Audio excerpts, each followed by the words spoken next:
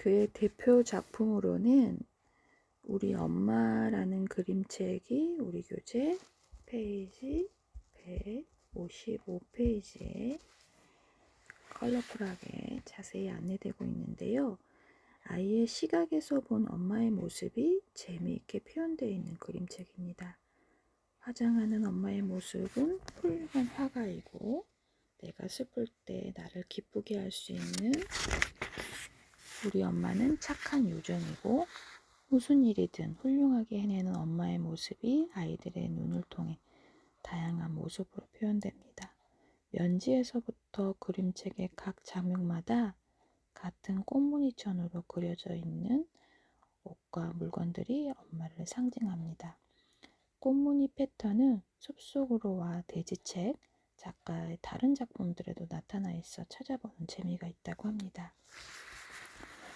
이 책의 특징과 어떻게 교육적으로 적용할 것인지를 찾아보면 아이 시선에서 본 엄마의 모습이 정겹게 표현되어 있는 그림책입니다. 우리 모두가 어린 시절 한 번쯤은 엄마에 대하여 생각해 보았을 이야기를 담은 그림책이고, 이 이야기에 공감할 뿐만 아니라 어른들의 마음에도 울림을 줄 수 있는 그림책입니다. 각 장면마다 등장하는 연도랑 바탕의 꽃무늬 그림이 엄마를 상징합니다. 엄마의 가훈이 되기도 하고, 나비처럼 아름다운 엄마 나비의 날개가 되기도 하고, 모든 장면에 나오는 엄마가 신고 있는 분홍색 신발도 마찬가지로 엄마를 상징합니다. 연노랑 바탕의 꽃무늬가 따뜻한 엄마를 연상시킵니다. 연노랑은 세상에서 가장 소중하고 따뜻한 다정한 엄마를 표현하는데 아주 적절한 색상이 되기도 하지요. 각 장면의 이야기 한 줄 간단한 문장으로 표현되고 있어서 3세에서 5세의 유아뿐만 아니라 어린 영아에게 읽어주기에도 적당한 책이라고 해요. 영아기 자녀를 둔 부모가 자녀를 무릎에 앉히고 다정한 목소리를 읽어주는 것도 좋은 예라고 할 수 있습니다. 가정의 달인 5월에 가족과 관련된 주제를 전개하면서 아이들과 함께 읽기에 적합한 그림책이라는 것이죠. 그림책을 읽으며 엄마의 사랑을 다시 한번 느껴볼 수 있는 좋은 그림책이라는 부분을 교재는 설명하고 있네요. 우리는 친구라는 또 책 위에 안내가 되고 있는데, 손짓말을 할 수 있는 특별한 고릴라가 외롭게 지내던 중 예쁜이라는 고양이 친구를 만나 같이 살게 됩니다. 우정을 쌓으며 행복한 나날을 보내던 어느 날, 영화 킹콩을 보다가 화가 난 고릴라가 텔레비전을 부수고 맙니다. 동물원 사람들은 깜짝 놀라 뛰어와서 예쁜이가 위험하다면서 데리고 가려 하지요. 예쁜이가 TV를 부순 건 자기라고 말합니다. 고양이 예쁜이의 황당한 대답을 들은 우정에 대한 부분, 또 동물원 사람들의 웃음을 터뜨리고 예쁜이를 데리고 가지 않기로 합니다. 그리고 고릴라와 예쁜이는 영원히 함께 지낼 수 있게 되었다고 해요. 재미있는 내용이네요. 앤서니 브라운의 작품의 대표적인 주인공인 고릴라가 등장하는 그림책이고, 고릴라의 얼굴을 클로즈업 하다가 배경을 생략하거나 독자가 등장인물의 표정이나 감정에 집중할 수 있도록 합니다. 주인공 고릴라가 화가 난 장면을 통해서 빨간색으로 표현하고 고릴라의 감정이 독자에게 전해질 수 있도록 하지요. 유아와 함께 분노, 기쁨, 슬픔, 수줍음 등에 대한 다양한 감정을 적절한 색으로 표현해 보는 활동을 통해서 감정에 대해 인식하고 표현해 볼 수 있습니다. 덩치가 큰 고릴라와 몸집이 작은 고양이의 우정 이야기가 감동적이고, 특히 고양이와 고릴라를 감싸주는 장면은 재미있으면서도 눈물이 나도록 감동을 줍니다. 진정한 친구를 사귄다는 것이 얼마나 멋진 일인지 알 수 있는 장면입니다. 유아도 이 그림책을 보면서 친구의 소중함에 대하여 생각해보고 진정한 우정의 의미를 자연스럽게 알 수 있는 책이라고 합니다. 그 외 대표작으로 돼지책, 우리 아빠가 최고야, 기분을 말해봐, 동물원이라는 책이 있네요. 저는 이 책도 되게 욕심이 나네요. 다음 작가는 레오 리오니라는 분이시고요. 레오 리오니는 1910년 네덜란드 암스테르담에서 태어났습니다. 건축가이고 도안을 작성하셨나봐요. 그래서 도안가였던 이제 가족들이 계셔서 유명한 화가와 조각가의 작품을 감상하면서 예술적인 그런 분위기에 가정적인 분위기에서 성장하셨네요. 특히 자신의 방 앞에 걸려있는 샤갈의 바이올린을 켜는 사람은 레오 리오니가 글을 쓰고 그림을 그리고 상상하는 것을 가능하게 하였다고 할 정도로 어린 시절에 그에게 많은 영감을 주는 샤갈의 바이올린을 켜는 사람이 영감을 주는 작품이 되었군요. 제노바 대학에서 경제학 박사학위를 취득했으나 그 분야에 관심이 적었던 그는 29세에 미국으로 건너가 광고회사에서 상업 디자인 일을 시작하였고 이후 화가, 조각가, 사진작가, 그래픽 디자이너, 아트 디렉터로 성공을 하여서 1959년 50세가 되어서야 그림책 작가로 작품을 창작하기 시작하였다고 합니다. 그림책 파랑이와 노랑이 뉴욕타임스 최고 그림책상을 받으며 그림책 작가로서 성공적인 데뷔를 하게 됩니다. 부럽네요. 성공적인 데뷔. 89세의 나이로 세상을 떠날 때까지 아이들의 사랑을 받는 많은 그림책을 창작하였고 꿈틀꿈틀 자벌레, 새양쥐와 태엽쥐, 프레드릭으로 칼테코 명예상, 또 으뜸 헤어미 우리 이거 지은이가 했던 책 있죠? 으뜸과 헤어미. 이게 레오 리오니의 작품이었군요. 와우. 레오 리오니의 작품 특성을 살펴보겠습니다. 레오 리오니의 작품의 대표적인 주제는 자아 정체성 찾기와 사회인으로서의 나를 인식하는 부분입니다. 작가는 어린이를 독립된 주제로 보고 어린이의 독립된 자아의식을 그림책 속에 담아냅니다. 프레드릭, 티코와 황금날개, 으뜸 헤엄이, 서서 걷는 악어 오뚜기 등에 나타난 주인공들은 모두 스스로 존재의 의미에 대하여 고민하면서 자신의 정체성을 찾아냅니다. 그리고 새양쥐 태엽쥐는 개인의 선택권에 대한 내용을 다루고 있고 저마다 저 색깔 내 거야 이런 책들은 사회 구성원으로서 자신의 모습을 생각해 보게 하면서 사회 속에서 자신의 정체성을 형성해가는 것을 의미하게 찾게 되죠. 의미들을. 작가의 작품에는 대부분 교훈이 담겨 있는데요. 으뜸 헤음위에는 작은 물고기들이 힘을 합쳐서 큰 물고기를 대항하는 모습으로 협력하는 중요성을, 프레드릭에는 겨울을 대비해 열심히 양식을 모으는 다른 쥐들과 달리 빛과 색깔과 이야기를 모으는 프레드릭을 통해서 예술과 정신적 양식의 중요성을 알려주는 책도 있고요. 날개가 없어 소외되다가 황금 날개가 생긴 후 필요한 사람들에게 나눠주고 다른 새들에게 수용되는 티코의 이야기, 티코와 황금 날개, 또 올챙이같이 다리가 나고 펄쩍 뛰어오르고 싶어 하다가 자신만의 개성을 찾고 만족하게 되는 물고기 이야기, 물고기는 물고기야 라는 책도 있고요. 협동과 나눔에 대한 이야기인 내 거야 라는 책은 세상에서 제일 큰 집을 원하는 어린 달팽이에게 현명한 노인 달팽이가 자신에게 가장 적합한 것과 자족하는 것의 중요성을 일깨워주는 이야기이고 세상에서 가장 큰 집 등은 모두 독자에게 전하는 교훈을 메시지로 전하는 작품입니다. 이러한 이야기들을 통해서 세상을 사는데 중요하다고 생각되는 교훈을 잔잔한 이야기를 통해 알려주게 됩니다.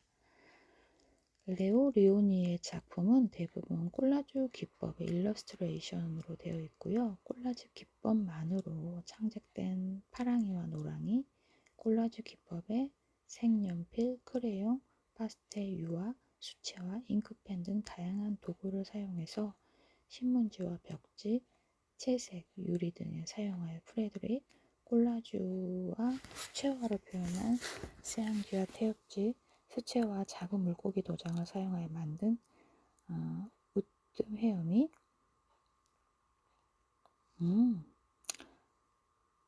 제가 방학 때 수채화를 배우러 다녔었거든요. 근데 물고기 도장을 찍어서 우뜸 헤엄이를 표현했다고 하네요. 와우.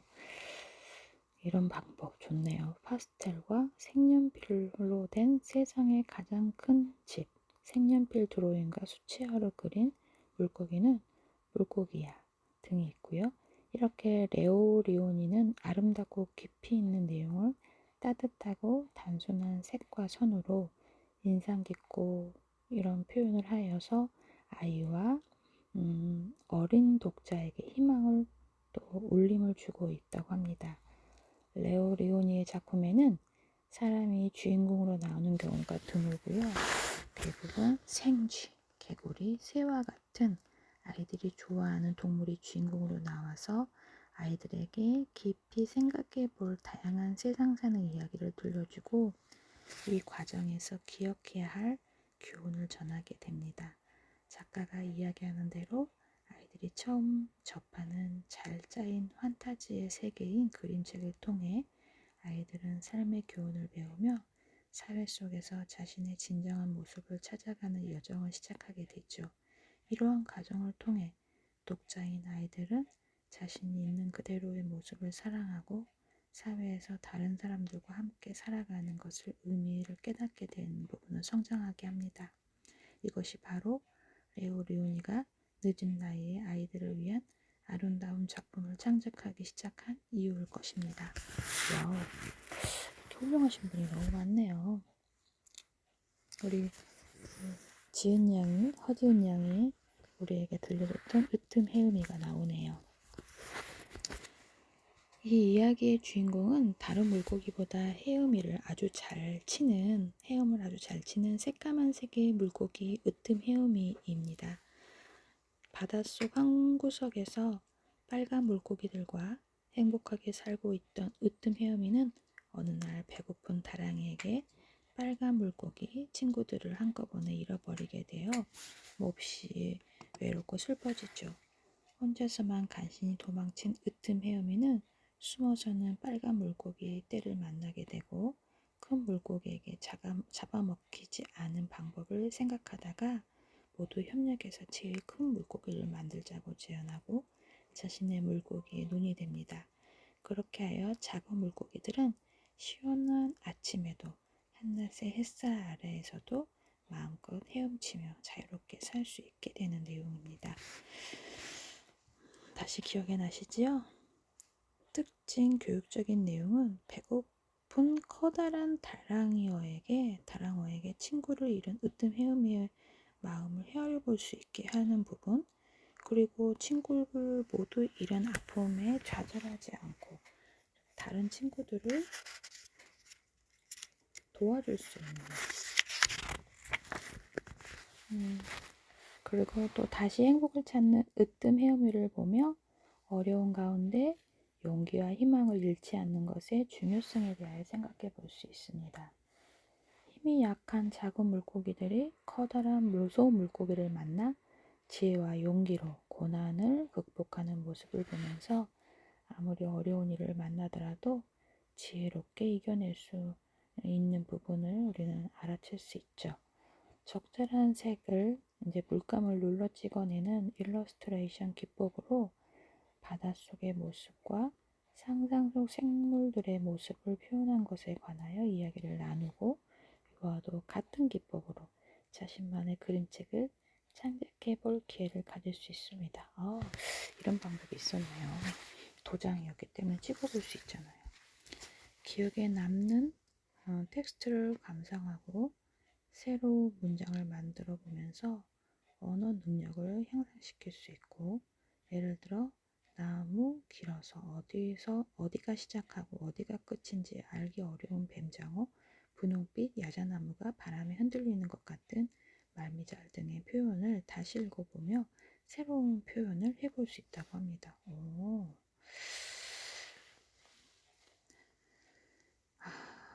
기억에 남는 텍스트를 감상한다. 그렇죠. 그 방법도 있죠. 꿈틀꿈틀 자벌레. 자벌레가 뭐죠? 몸에 눈금이 그려져 있어서 자벌레라고 불리는 자벌레는 손가락보다 작은 벌레입니다.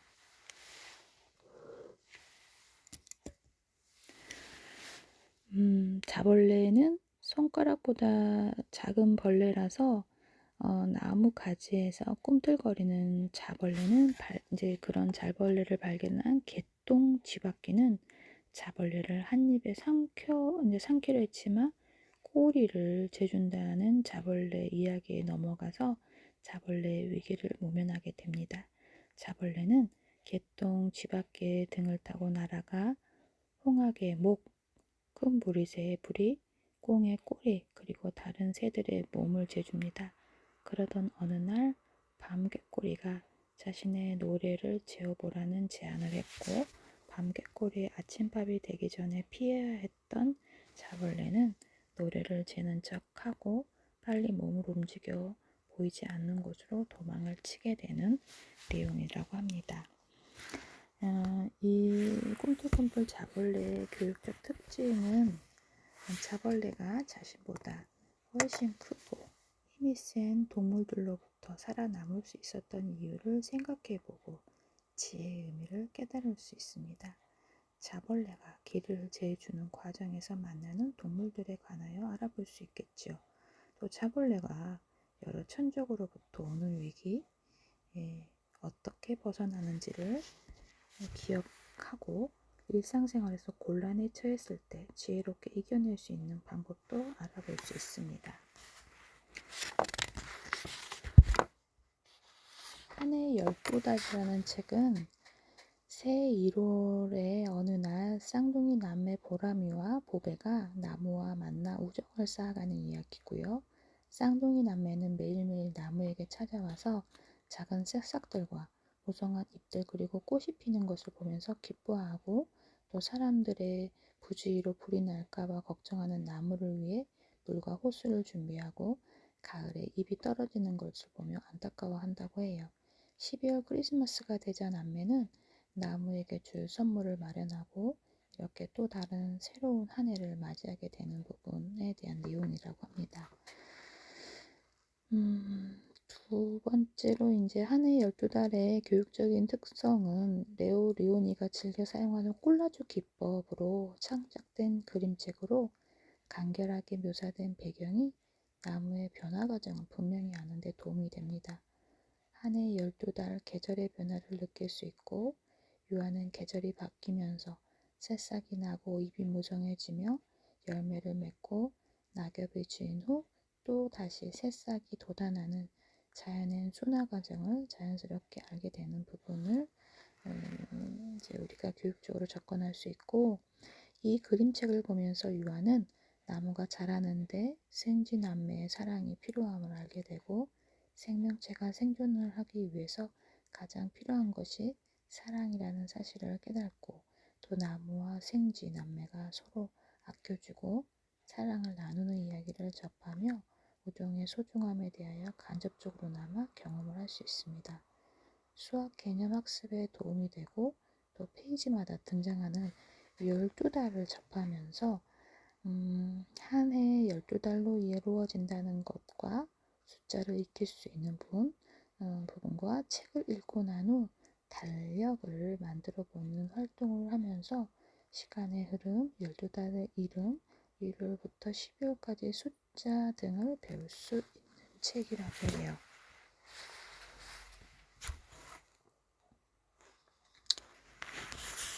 프레드릭 그 밖에 그의 대표 작품으로 빠랑이와 노랑이, 지향지와 태엽이 세상에서 가장 큰 집들이 있습니다.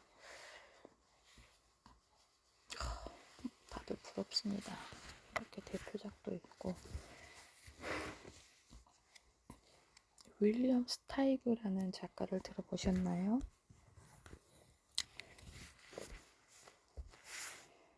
1907년 미국 뉴욕에서 태어난 윌리엄 스타이그는 어려서부터 그림을 그리며 자랐고 뉴욕의 미술대학에서 공부를 하셨고 잡진 뉴요커에 오랫동안 만화를 연재하였다고 합니다.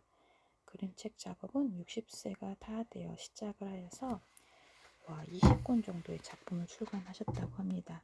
그의 그림책 슈렉은 영화로 제작되어 큰 인기를 끌었고 칼테코 명예상, 노벨이상, 한스 크리스찬 안데르센상을 받았고 60세에 시작하셔서도 이렇게 훌륭한 멋지네요. 여러분 우리도 시작해봅시다. 대표 작품으로는 당나귀 실베스터와 요술조약돌, 멋진 뼈다귀, 아빠와 함께 피자놀이를, 부르퉁한 스핑키, 자바자바 정글, 진짜 도둑, 아벨의 섬, 치과의사 드소토 선생님. 치과의사 드소토 선생님을 쓰신 분이셨군요. 그의 작품의 특성은 만화와 일러스트레이션을 수십 년 동안 명성을 쌓았고 뉴스위크로부터 카툰의 왕이라는 칭호를 받으며 한 윌리엄 스타이그는 61세 CDP와 우뮤시인 데지 롤란드를 시작으로 돼지 롤란드라는 책이 있나봐요. 그림책을 그리기 시작했답니다.